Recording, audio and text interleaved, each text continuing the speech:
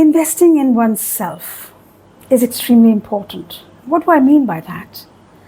In taking out time to move into the mindset of a growth zone is extremely important if you wish to be successful not only in your work, in your business, but with your family as well as in life. So moving on, let me share with you what I have recently read, and I'm sure you will enjoy the pointers that I'm going to bring to the table for all of you. Learning is truly a skill, and he emphasized about that many a times. And what he brought to the table was that many a times with passage of time, as we age or we retire from our workplace, whether it's in the corporate field or from our businesses as entrepreneurs or from any particular workplace that we are in, we do not keep ourselves abreast with the times or with skill sets that are a must to keep up with as time evolves. Workplaces become very particular about people acquiring skills. So those who do not are the ones who are going to be left behind, way behind. Like I said, he emphasized a lot on this point. And he encouraged further to say that in keeping up with honing new skills only keeps you ahead of time, gives you an edge. So truly, he's quite right about that. Not quite, rather, he is very to the point over here. Thus, when learning or acquiring new skills, what happens? You are a leap ahead of your counterpart, of your peers, of your colleagues. How does that help? It's the competitive advantage you're building. And so beautifully he mentions that competitive advantage only compounds over time. Like you already have a leap ahead of the rest. And you're only going to get better because utilizing these skills, you are going to hone them, sharpen them, use them often, hence become an expert in those fields. And who's to say what's to come about, we don't know, but you could be asked to come and share your views, your speaking skills on those particular skill sets that you've acquired in how to help improve a workplace. So is that not an edge already? It sure is. I mean, I'm honestly, genuinely very inspired by this particular statement of his. You have a competitive edge and it only compounds over time. The beauty of it is when you acquire new skills, your confidence hits the roof. Your thought process and clarity regarding the changes that are coming about in the workplace or in everyday life brings about so much of clarity in how to handle. Now that says a lot. It's very profound. It says a lot to be able to clearly, decisively make decisions based on the changes and the skills required to assist in bringing about those changes. And each thing that Mark Cuban mentioned in that article, in that interview, completely hit home in my book of experiences. And I was excited. And because I was excited about every point that I'm sharing here, I really wish to bring it forth because not many people are readers or people don't have the time to listen to the audibles or the audiobooks. So since I'm in the field of leadership development and growth, I thought this would be a wonderful time for me to share. This article was in Forbes, by the way. I think it was the month of May or June. So if you wish to read it, you may go there and pick up that article. But here I am sharing with you exactly what I have read from that article. And I'm using a script because there are too many pointers and I wouldn't want to miss even one. So I'm reading off of the script and just going ahead and briefly explaining to you how important these skill sets are. Okay? And as we grow, the progressive growth builds confidence. It helps empower you to be able to put in front of your teams what is to be kept in mind out there, what it is to really understand that works out there today with the young generation. Now, if you're working and if you're still working in a workplace, in a corporate world or outside the corporate world, you will be in a position to train students, train people in the team on projects, etc. And by doing that, what happens? If you are a good leader, your people, your team players, your colleagues will slowly start looking up to you. And that's called the mirror effect. What's happening now? A good leader will always focus on building leaders and not dictate the show or not be the only sole authority. Rather, focus on building people so that they are the future leaders of your workplace, your corporate ventures, or your teams, etc., etc. So, as a leader, it is completely important to understand that building leaders within your team only helps you grow as a responsible, accountable person in sharing the knowledge, the wisdom, and walking them through, holding the hand. And secondly, you will be motivating so many in that particular place, area, scenario, environment for people to look up to you as not just a leader, but a coach, a mentor, a teacher of sorts. All right?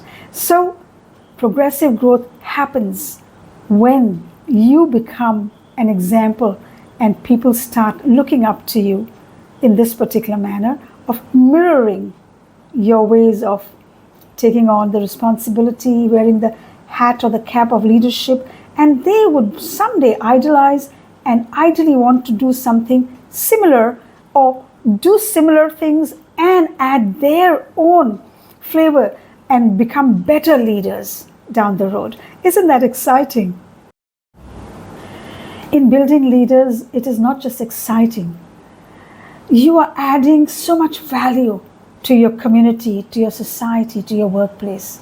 So coming on as a manager or a vice president or a CEO, the titles that one holds, with that comes a lot of responsibility. A lot of responsibility. And if one is conscientious about it, one can never ever fail in achieving by giving value to the future leaders of the company and of the workplace. I would actually, honestly, sincerely send out this message. Do not hold back in sharing. Do not feel you're going to be threatened.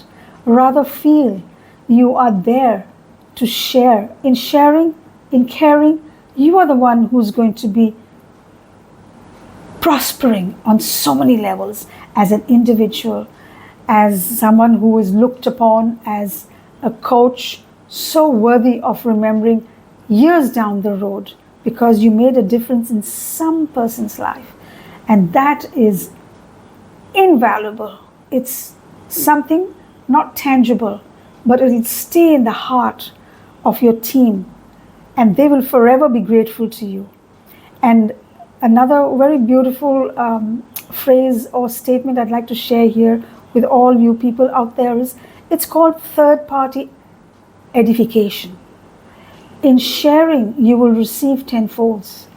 These very people under you or within your team or on the same project as you will not hesitate to share what they've learned from you, what they brought back from your knowledge.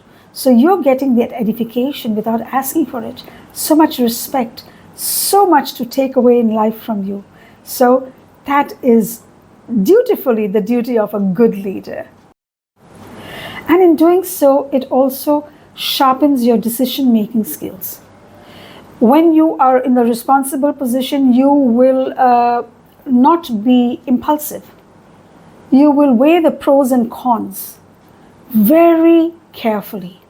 And in doing so, you're going to add so much value by sharing what needs to be weighed in the right manner, 9 out of 10 times. So decision making analysis, analytics, all will be honed as a leader if you study the pros and cons with your team or without your team. And that increases your own decision making ability. And oftentimes we all tend to also have this moment where we overlook or we don't get to see the blind spots that we have. And trust me, all of us have blind spots. And how does one understand how one can tackle these blind spots is being vulnerable.